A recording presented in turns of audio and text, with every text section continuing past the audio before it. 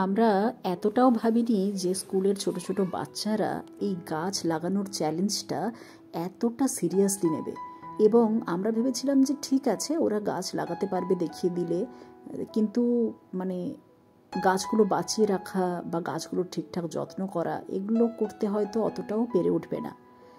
তবে ওরা আমাদেরকে আবারও একবার ভুল প্রমাণিত করে দিয়েছে।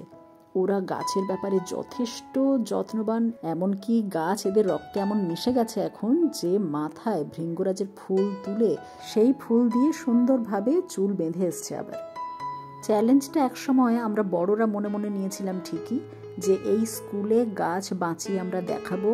হতে পারে যে গ্রাউন্ডে যতবার গাছ লাগিয়েছি সেগুলো দীর্ঘস্থায়ী হয়নি, কেউ না কেউ তুলে দিয়েছে, নষ্ট করেছে। তবে আমাদের এই চ্যালেঞ্জটা যে এভাবে কখন বাচ্চাদেরও চ্যালেঞ্জ হয়ে গেছে আমরা সত্যি বুঝতে পারিনি। তবে আমরা সত্যি অভিভূত।